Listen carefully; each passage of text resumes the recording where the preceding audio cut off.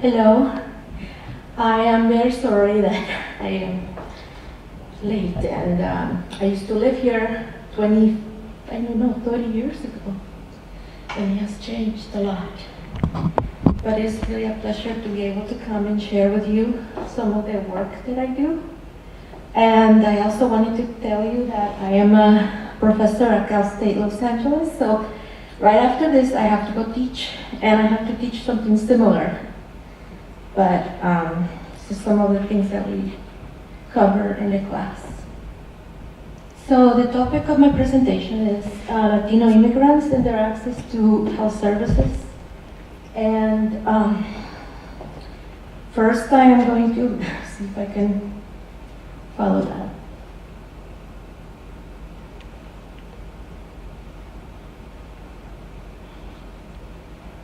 It was on? Okay. So the objectives of this presentation are first to talk a little bit about the demographics of Latino immigrants, and then a little bit of the health needs. And this is really right now timely because of the election. I will cover a little bit of the Affordable Care Act, and also some health interventions to reach Latino immigrants.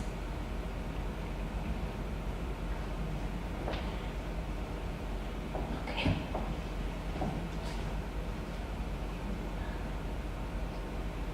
And first I just wanted to show a big picture of the whole nation, and then I will narrow it down to California.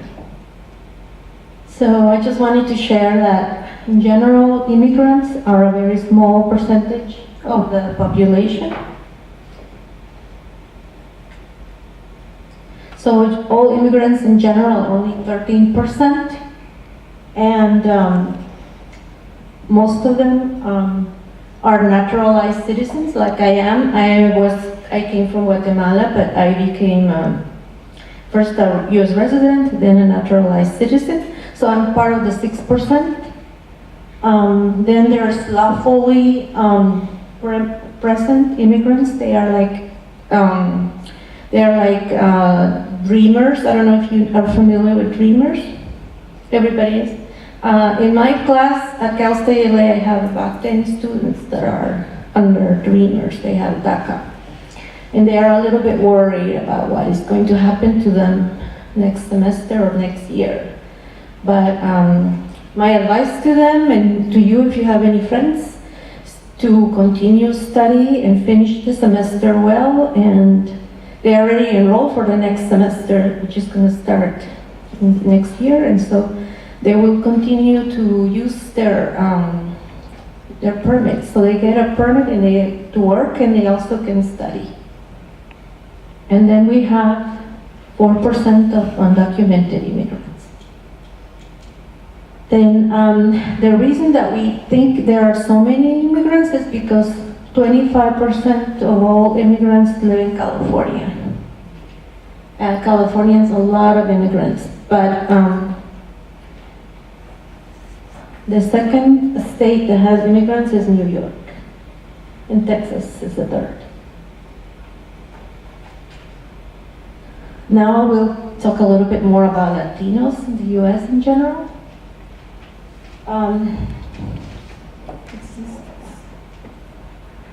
So Latinos are 50 million in total. They're 16% of the whole nation. And Latinos are a very young population, usually 15 years younger than non-Latino whites. And you could see that in general, these are all the foreign-born. Not all immigrants are Latino. So 50% or 54% are Latino, and that comprises many of them are from Mexico, and then from Central America, South America, and the Caribbean. And I'm from Central America, so I am part of that purple section. And I also wanted to share that you don't see people from Puerto Rico because Puerto Ricans are U.S. citizens. They are not considered immigrants because Puerto Rico is a territory of the United States. And let me see. 1 in 3 Latinos do not speak English proficiently. And also, 1 in 4 lives below the poverty level. And if you are interested, like if you're taking notes, if you need it, I can share with you the PowerPoints. You will just give me your email, and I will be happy to email it to you. So at the end, you can just, or you can write a piece of paper with your email and your name, and I will be happy to send you the PowerPoint. So you don't have to worry about writing all the things, okay? Then all the sources for the statistics that I'm sharing are from the US Census. And 1 in 3 Latinos have not completed high school. Now I'm going to say a little bit more about California so that you have a better picture. California has the largest 2 groups of populations are first are whites and second by Latinos. And they're very close in size, 39% and 38%. And in terms of the age group, the largest age group in California, that is everybody, is between the ages of 18 to 64. And that is 64%, and a lot of the people that are in this green section are Latinos because Latinos tend to be a younger group. And this is a very important thing for California because people who are in that age are the ones that are currently working and they contribute to our Social Security. And there are a lot of people right now that are becoming elderly who are eligible for Social Security, like the baby boomers. The first baby boomer turned 65 years old in 2011. So each day, they say that at the national level is 10,000 people turn 65 from the baby boomers. So there are a lot of people that are going to be receiving Social Security, and so we need a lot of young people that are working so that they can support the older generations. So California is in a good shape in terms of having enough workers, and Latinos contribute a lot to that. Then we have poverty. About 23% of Latinos live under the poverty line, and I will share more what that means later. And then the lowest group that is under the poverty line are whites. And I also wanted to share that not all these statistics are completely correct because some Latinos are undocumented. They might not be able to report all the income, but the ones that's reported, that's what it is.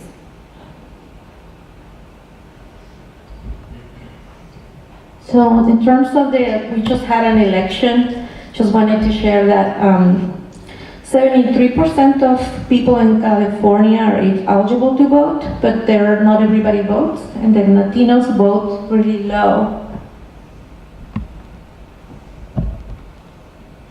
So Latinos comprise in general 34% of the California eligible to vote, but only 18% vote. And then there is unemployment rates. I just wanted to share that Latinos have one of the lowest unemployment rates. Having lower is good because you don't want to be unemployed. So Latinos are really one of the groups that are really high in the workforce. I don't know if I'm making sense, but The other group that are very low in unemployment are white women. So very hardworking white women. Then I wanted to say a little bit now about LA County. I live in LA County. Here is, this is Ventura County, but it's really hard to find. It's hard to find statistics for Ventura County, but you can have an idea. So Latinos are 50% now, and I think I'm going to put a little lower. 50% of LA County. I feel like when I first came to live here in the United States, I was in '85. Just want to share my aunt, my beautiful aunt is here, and first row, and she was been so kind to let me live with her. But when I came in '85, even Oxnard didn't have a lot of Latinos as much as now. And I used to be so afraid to go in and buy ice cream at Thrifty, because everybody who worked there spoke only English. But if I go now, I imagine like the person who works there is bilingual. But when I came 30 years ago or so, there were fewer Latinos, and I live in LA County, so it feels nicer now for me, because I feel like I am in my own home country in Guatemala, and people are always so friendly. And especially when I go work at East LA, I work in Cal State LA, everybody there is Latino, almost everybody, so 90%. If I go to the administration, everybody is Latino, and it's really, really fun. This is just my personal experience. Then I wanted to share that this is exactly what this is the graph represents just what I shared. In 1990, only 38% in LA County were Latinos, but now it's 47. And this statistic is from, I think it's 2010, so by now it should be 50%. And this is a little bit what I was sharing. This is I don't know if you're familiar with this graph. Can you share with me if you can do this, if you are familiar with this graph? Do you know what this means? Okay, so let's just look at one. The United States, look at on the pink side, there are only women, and on the left, there are only men. And then it's divided by all the ages. The ages category. So if you look at the people from 0 to 4, these are all the babies, and all the people are from 0 to 4. And you could see that the numbers are in millions. So if you see there are girls under 4, there are 9 million in the United States. And boys are a little bit more, it's like 9.5, maybe 10 million. Can you follow me now to read it? And so every country produces that same graph. And then you could see what are the demographics, how many people are having children, how many people are working in different age bracket. So if you look at I don't know if anybody here belongs to the millennials. Anybody? Can you share? No millennials here? Millennials were born, I have a child, millennial. He's 26. And 19 to 1980, those who were born, he was born 91, so 89. So the people who are right now in their 20s, average, are considered millennials. And all the marketing that is being done is targeting millennials now. If millennials don't like one show on TV, that goes out. They always want to market them, and the reason is because now they are becoming like the largest group in the United States. And they just started to become the largest group in the workforce. And then we see, so let's look at age bracket of 20 to 24, those are millennials.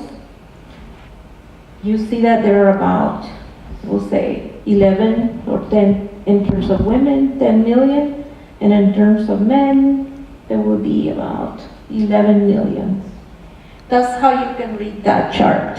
In this chart, you could see that there are enough young people that are going to be supporting the people that are becoming older. So that's a healthy demographic chart. The United States is in good shape. But if you look at Germany, like my husband is from Germany, they are really worried in there because there are very few babies being born. If you look at the age from 0 to 4, there are only, I think it's 1 million for girls and 1 million for boys. And if you see all these older people that are above that, so a lot of women in Germany are not having children. And the government is really amazing, but they are offering money to get pregnant and have children. But a lot of German women, young women, they don't want to get pregnant, they don't want to have children because they want to work, they want to travel, they want to have independence, and children are not very convenient in terms of having a career and everything. And right now in Germany, they don't have enough workers. So if you look at the age bracket between 35 to 39, you see there is a shorter bracket than the one from 40 to 44. So a lot of women who are in the age of having children are having the pressure that they need a lot of workers. So there's these two different forces. They need workers and they want to be able to accomplish in their careers, and at the same time they would like to have children, but they are not having children. So Germany is really worried because they are disappearing pretty much. And this is one of the reasons that you could see that the Chancellor Angela Merkel has allowed a lot of immigrants to come because they don't have enough workers. And most of the immigrants go and travel because they need work.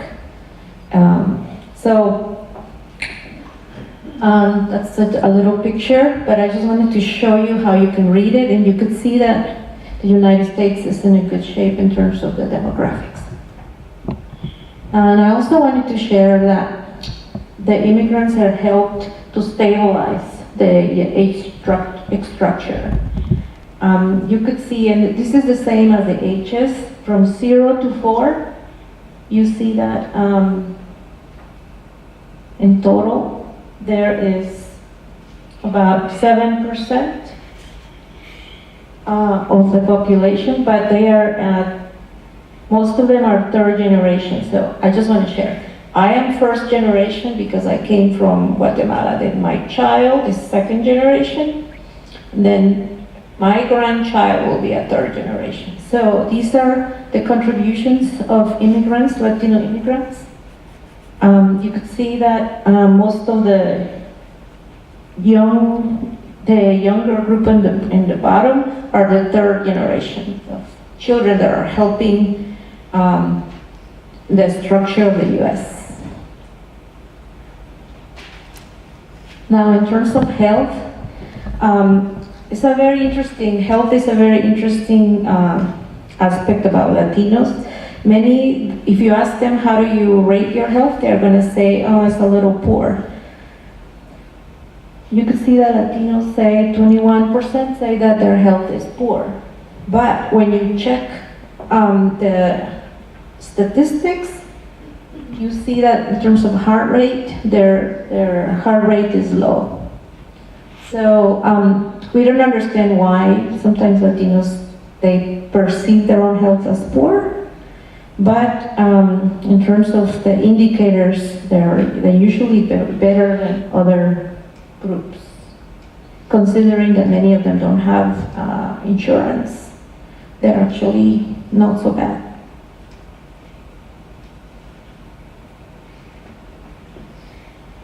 Now we'll talk a little more about the health indicators. I just shared that 1 in 3 don't have English proficiency. When you go for healthcare, sometimes if you don't speak English, that's a problem for accessing healthcare and be able to share your symptoms so that you can have a proper diagnosis. And that's really one of the reasons that you need to have translators. And also poverty is also another factor that affects health. And then education too. The more education people have, the better their health. That's been in many studies. And then you see here the indicators of heart disease are, you saw it in the previous chart, they were low. And here also very low. Cancer is very low. High blood pressure is very low. The only problem is something really common in our Latino community is having blood pressure, but it's not being controlled. It's poorly controlled, and that can be preventable only by having good access to care. So that's really an important statistics. If anybody's interested in going into the healthcare field, they need people who are able to speak Spanish so that they can have good communication with people and help them understand how to properly take medication. Now I will share the leading causes of death for Latinos. And one of the diseases that affect a lot of Latinos is diabetes. And that's one of the things that sometimes when it's type 2 diabetes, that can be preventable. And then there's also chronic liver disease. They don't understand why it's so high. In terms of the other diseases, they are similar to non-Hispanic whites. But if you see diabetes is number 7. Anybody has any comments or questions about this? You can ask me at the end. Now I wanted to share that in terms of insurance, the longer the immigrants have been in the United States, the more likely they are to have insurance. So you see on the right side, foreign-born population without insurance by duration of residency. So if you've been less than 10 years in the United States, it's 46% not having insurance. But if you are 10 to 19 years in the US, it's 33, so it's going down. And 20 years or more, like I've been, 20 years or more is 18% of people who don't have insurance. And the reason is because the longer you're in the United States, the more likely that you are able to find jobs that provide insurance, or you are more likely to become a US citizen, and then you can be eligible to receive health insurance.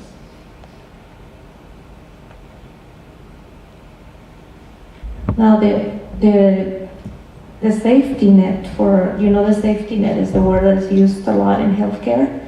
It's like when you go to the circus and you see people in there and in the air flying with all these trapeze, and there's always a net in the bottom. It's the safety net. So what really saves Latinos or immigrants who don't have insurance is community clinics. So most of Latinos and immigrants in general, they go to community clinics. So community clinics are really important for the Latino community.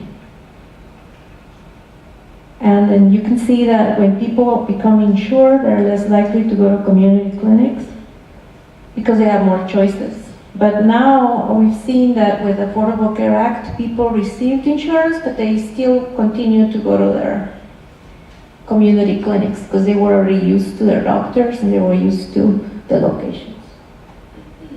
Now I wanted to share the Affordable Care Act is what people call Obamacare. And that explicitly excluded undocumented immigrants. So it doesn't affect at all, even if we have it or not. Undocumented immigrants are not eligible and not affected at all. But we still have 1/4 of undocumented immigrants that live in California. And they tend to be uninsured. just want to share, I did my dissertation in Latino day laborers, and I was surprised that some Latino day laborers, they are undocumented, but they have insurance, and they will have two jobs. They will work in a restaurant, and their employer will pay privately insurance. And then on the weekend, they will work as day laborers. So it's possible that you could be undocumented, but you could have private insurance. Anybody's familiar with the Latino epidemiological paradox? No? Okay, this is a very interesting concept. Very, very interesting. Latinos in general have lower income, but they, except for Cubans, not most, but some Cubans in general, they don't have as lower income as the rest of the Latinos. But they have disadvantaged social-economical status, but yet they have, in some health conditions, they have equal or better results or outcomes as people who have more income. So that's why it's a paradox, because they share similar struggles, social-economical indicators as African Americans, but their health is better than African Americans. I don't know if that explains it, but considering the conditions that Latinos have, their health should be worse. So that's why it's a paradox. Now I'll explain some of there have been a lot of research studies that are trying to find out why. The first part is many Latinos have high rates of diabetes, have obesity, hypertension, cholesterol, and then low physical activity. And that is a negative risk factor. That's the first one. And the second one is they also have, not all, but some have high smoking or alcohol rates, mostly men, some women do too. And as women become more acculturated, they tend to smoke or drink more. But the first generation immigrants, they don't tend to smoke. And that is another negative risk factor. But there are some positive things about Latino culture that can actually counteract the negative. So I want to share here, you could see that there are Latinos that were born in the US, and there are Latinos that were foreign born. Because I'm a Latino immigrant, so I'm a foreign born. You could see that in terms of cancer, foreign borns are in orange color. They have lower cancer than the US born.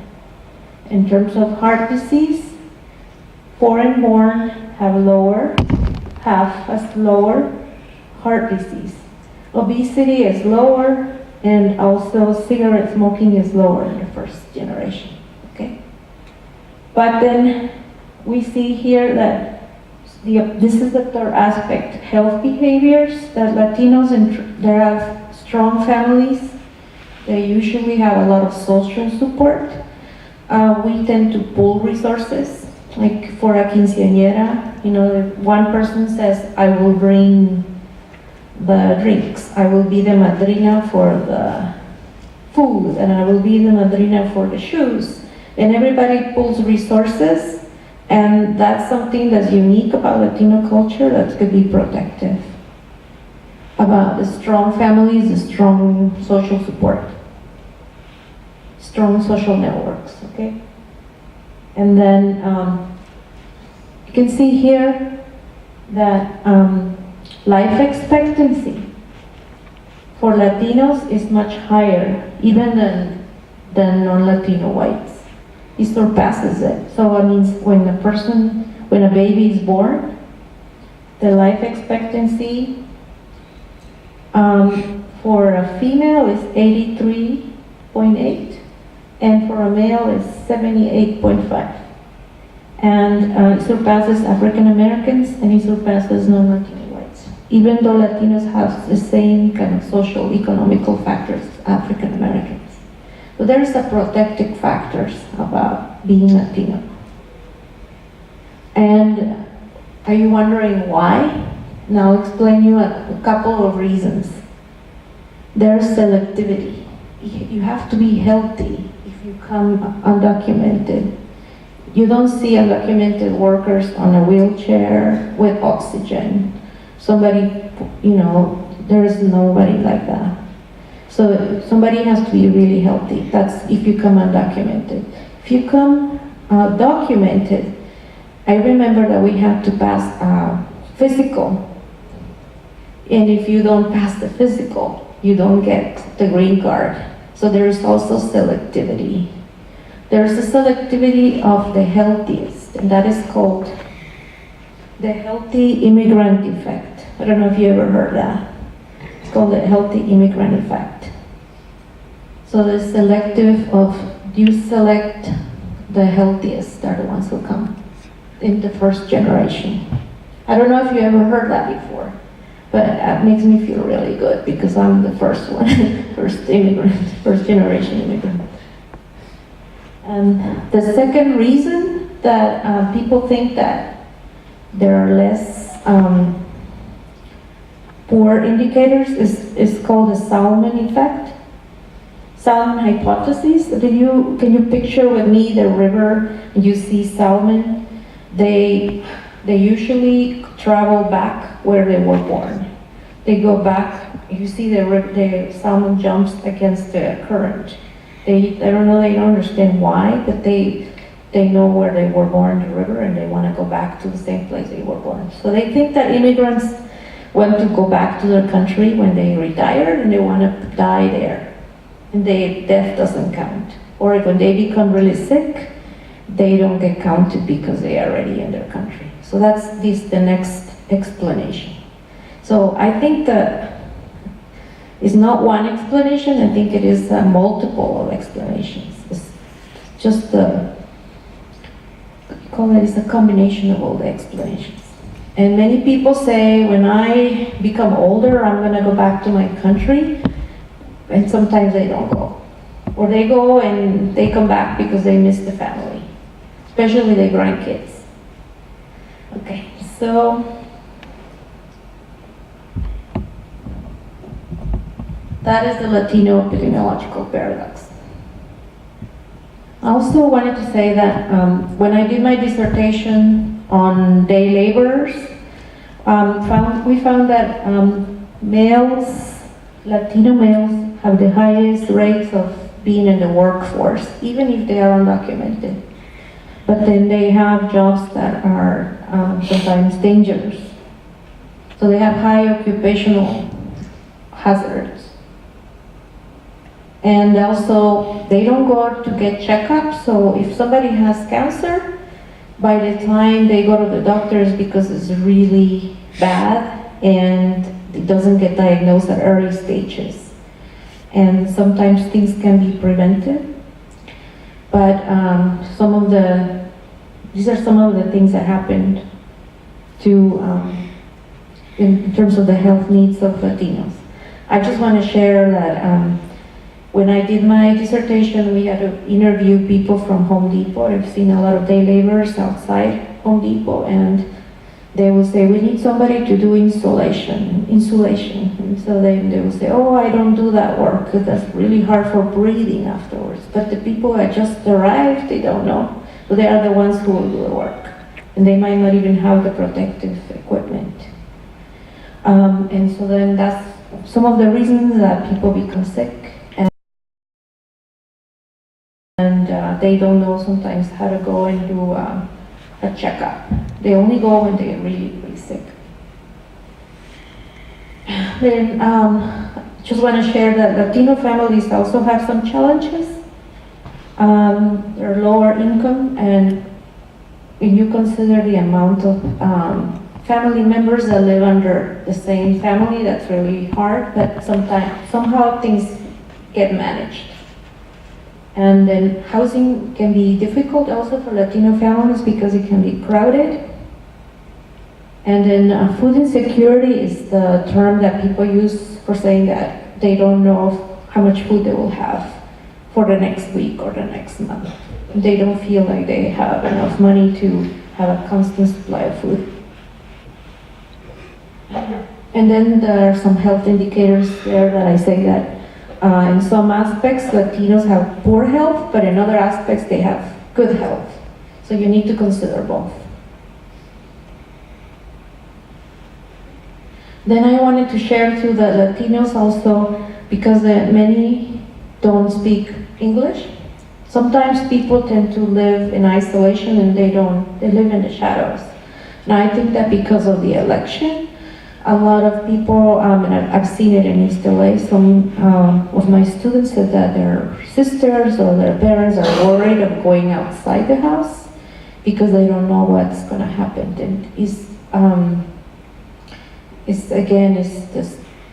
this notion that people feel vulnerable because they don't speak English. Sometimes they don't even go to their school. Like there's a school meeting for their kids and they don't go. They don't even go to the doctor. So this is a survey, people who say yes, that the people who speak Spanish, they are less likely to report crime, and they limit themselves. Now I just want to share about the Affordable Care Act. How are we doing in time? 12 minutes, okay. I just will give you a little bit of a summary of what the Affordable Care Act is. So, before the Affordable Care Act, Medicaid is what they call Medi-Cal in other states. In California we call it Medi-Cal, but when I say Medicaid, it's the same thing as Medi-Cal. Medi-Cal was only given to people like women who were pregnant, people who had low income, elderly, and parents of children that I think they were under 18, I'm not sure. But there were some people adults that were not covered. So you see the umbrella is like coverage. It's sort of like symbol of insurance coverage. And the Affordable Care Act, what they wanted to do is, there are some people that are poor, but they are not as poor that they did not qualify for Medicaid, so they wanted to expand their eligibility. One of the things that the Affordable Care Act did. And this is what people report when they said, how does it feel to be uninsured? If you don't have health insurance, the word that came up the most was scary. Because people say it's kind of like a luxury to get sick if you don't have health insurance because you don't know how you're gonna pay for the bills. Then again, community clinics have been the resource. You see 36% of non-Latino whites go to community clinics, 35% are Latinos, and then 21% go to of African Americans go to community clinics. And then you can see it here too. In terms of CHC means community health clinic, and then the rest is the US population. This is at the national level. And then if you don't have insurance, then you don't have care, pretty much. And then the Affordable Care Act was signed on March 3rd, 2010, so then we could compare statistics before 2010, and we can compare statistics after 2010. So this is some of what I will share. Just want to share the basic things that happen under the Affordable Care Act. This is kind of hard. There were things that changed and things that didn't change. So if people had private insurance through their work, that doesn't change. People had Medicare, that doesn't change for them. People who had Medi-Cal, that doesn't change for them. And it doesn't change anything for undocumented immigrants because they were not eligible. Okay. The change is that there were 26 million uninsured Americans. Then the change is that the individual mandate, I don't know if you know what that means. The individual mandate is that if people don't have insurance for more than 2 months in a year, then they will have to pay a tax penalty. That's what the individual mandate means. And then there were 2 ways to be insured: expanding the eligibility for medical, or buying insurance in an exchange in a website. I heard that the day after the election, a lot of people went to buy insurance at the website. I don't know if you heard. It was like a lot of people. Have you heard about it? Yeah. I don't know how many people, but they were saying that then because people have to buy it and it's a contract of a year, they have to honor that year, regardless of what happens. So people were scared, so they just went and bought insurance.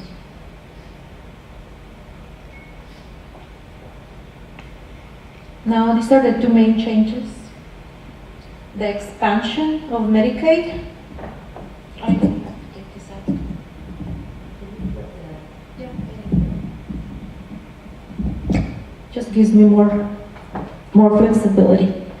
So the Medicaid expansion is that it covers more low-income Americans, and then the states were giving the option to participate in that.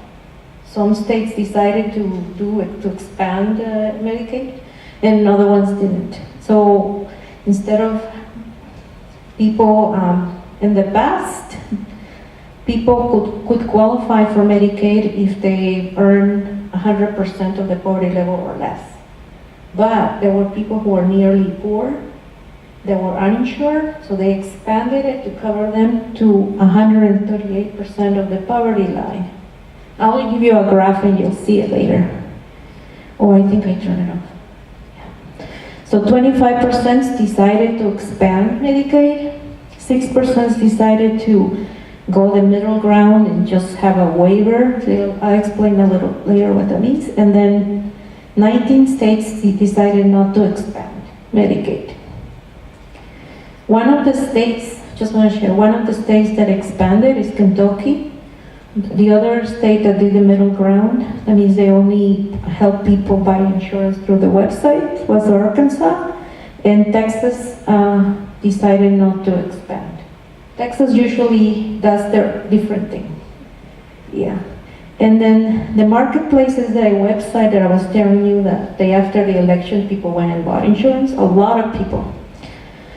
This one, the states had the option to create their own website, or they could use the general federal website. These are the websites, if you are ever interested. Having there, you have them.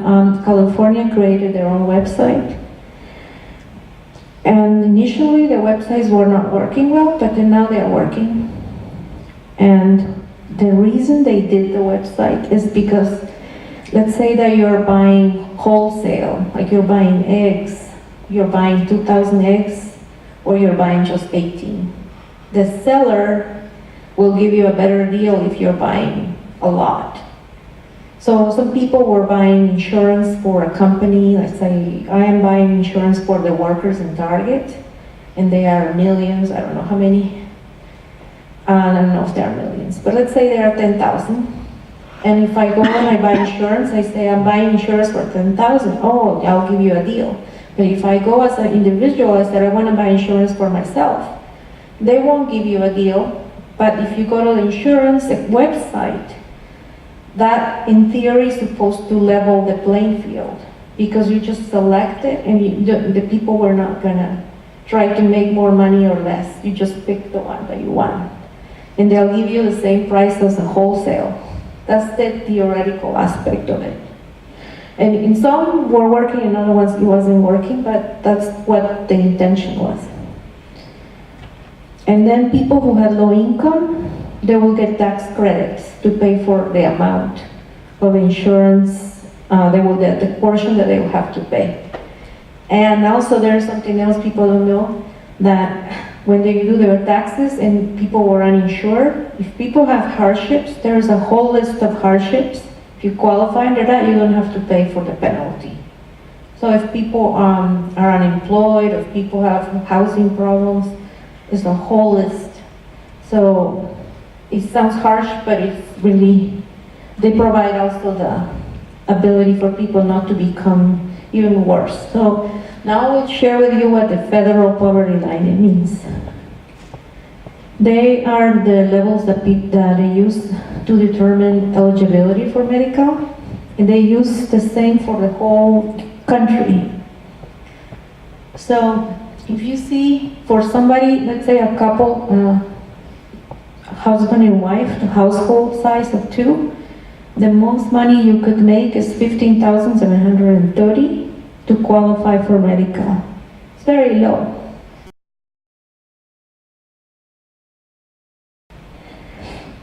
That's before the Affordable Care Act. Then they decided, why don't we extend that? Instead of being 15, instead of just making people eligible who are 100%, let's make it for 138. So the line was moved. That's why it says expanded. It's a Medicaid expansion. So now people who were making $20,000 a year, they qualify to receive medical. That's what it means when they have Medicaid expansion, okay? So these people were also not making a lot of money, but they were not making so low that they couldn't qualify for medical. So the Medicaid expansion means that Medicaid expanded eligibility from 100% to 138 to cover more people. And there were 22 states that decided to do that, and 19 who decided not to do that expansion. And Texas was one of them. The problem with this federal poverty line is that it doesn't really take into account the cost of living. Like living in California is so expensive. And if you make even 20,000, it's still not enough. But they use the same in all the states. I don't know why they do that. It's not very helpful in some states, but this is what it is. Now, just want to share, each single person represents 1 million. So these are 30 million people.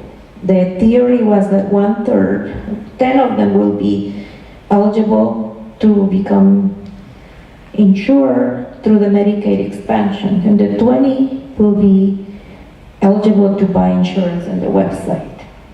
The good thing about the Affordable Care Act, and nobody complains, which I'm really grateful for that too, is that your children who were 26 years or younger were eligible to be included under the parents' insurance.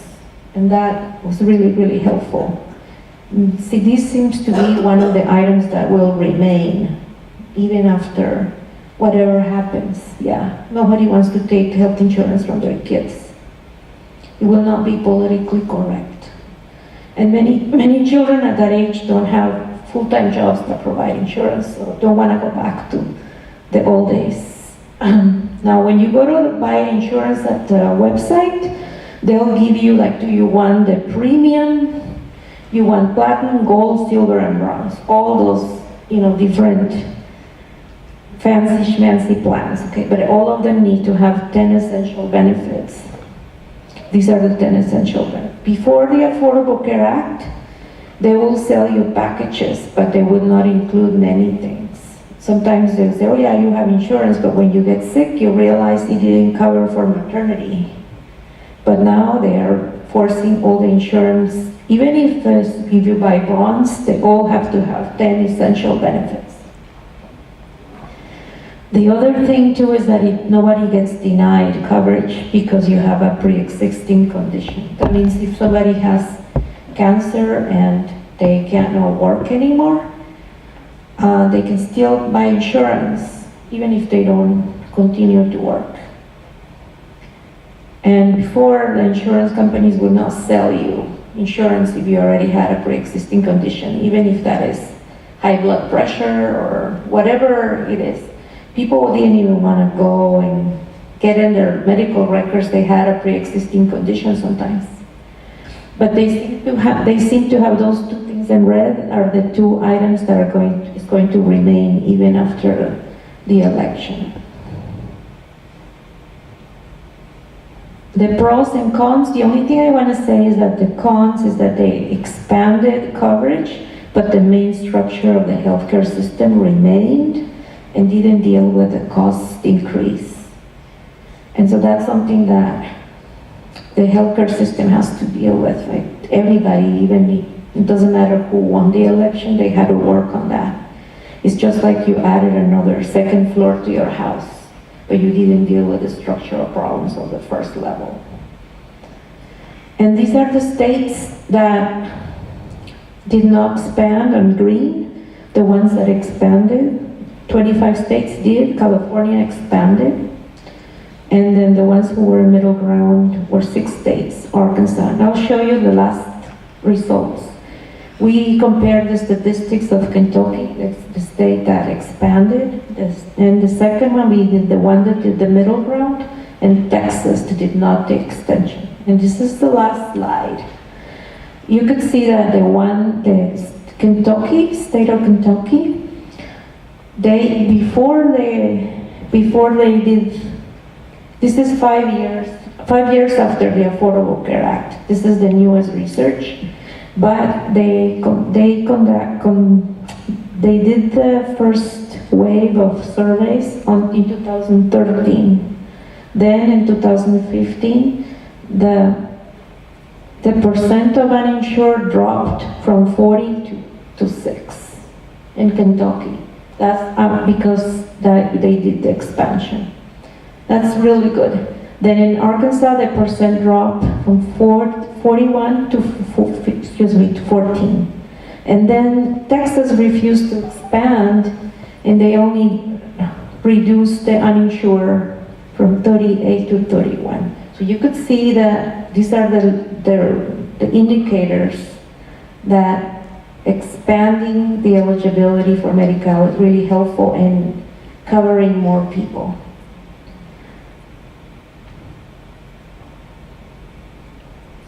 Now I just want to say that in terms of health interventions for Latinos, access to health care remains another area. Immigration status is another one, but there are some families that in their families might have one child that was born in the US and the other kids were born in Mexico, and because they don't have the information, they're called the mixed status families, they are afraid to seek services because they think, oh, the whole family is going to pay or suffer. So the fear of disclosing their immigration status does not allow them to continue to get health care. And this is a clinic in LA that's really helpful for immigrants. Some cultural factors for Latino immigrants are actually protective, and I think that they should be promoted.